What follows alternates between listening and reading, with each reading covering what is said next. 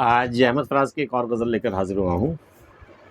فقط ہنر ہی نہیں عیب بھی کمال کے رکھ، فقط ہنر ہی نہیں عیب بھی کمال کے رکھ، سو دوسروں کے لیے تجربے مثال کے رکھ۔ تمہارے اندر صرف ہنر ہی ہنر ہو یہ ضروری نہیں ہے، یہ کمال کا ہنر تو ہونا ہی چاہیے۔ اگر تمہارے اندر کوئی عیب بھی ہے، خرابی بھی ہے، تو وہ بھی کمال کے ہونے چاہیے۔ فقط ہنر ہی نہیں عیب بھی کمال کے رکھ، سو دوسروں کے لیے تجربے مثال کے رکھ، تاکہ دوسرے لوگ تم سے یا تو سبق تجربے حاصل کریں یا پھر عبرت حاصل کریں۔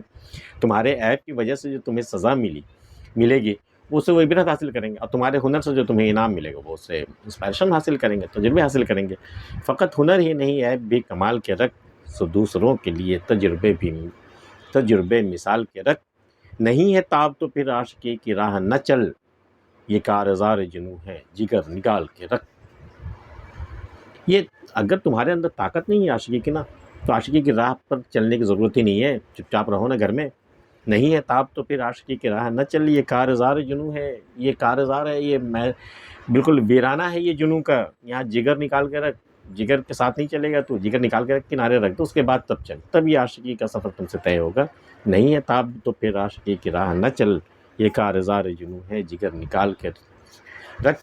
سبھی کے ہاتھ دلوں پر نگاہ تجھ پر ہے، قدح بدست ہے ساقی قدم سنبھال کے رکھ۔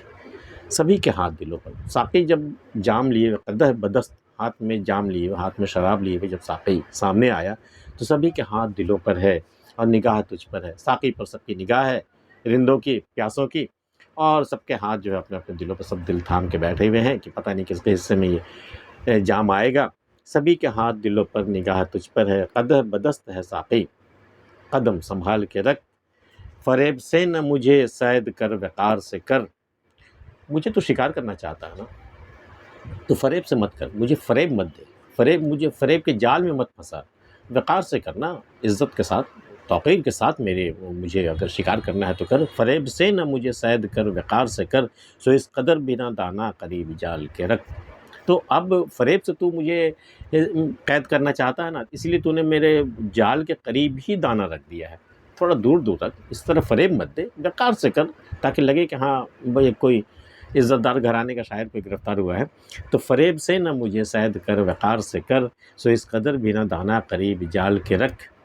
فراز بھول بھی جا سانحہ محبت کے، ہتھیلیوں پہ نہ ان آبلوں کو پال کے رکھ۔ ہتھیلیوں پہ کبھی آبلے کا تجربہ ہوا ہے؟ کبھی آپ کو بہت کم لوگوں کو ہوا ہوگا۔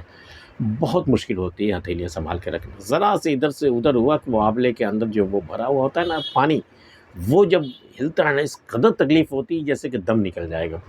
تو فراز بھول بھی جا سانحہ محبت کا، اب جو تجھ پر محبت کے سانحے گزرے ہیں نا، وہ جو ترک تعلق ہو گیا ہے نا، وہ سانحہ بھی تیری ہتھیلی پر آبلے کی مانند ہے۔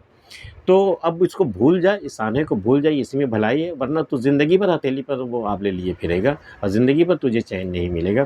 فراز بھول بھی جا سانحہ محبت کے، ہتھیلیوں پہ نہ ان آبلوں کو پال کے رکھ۔ اور آج کی ویڈیو میں اتنا ہی، اور احمد فراز کی غزل آپ کو کیسی لگے گا بتا سکتے ہیں۔ ملتے ہیں پھر کسی اگلی ویڈیو، تب تک کے لیے اللہ حافظ۔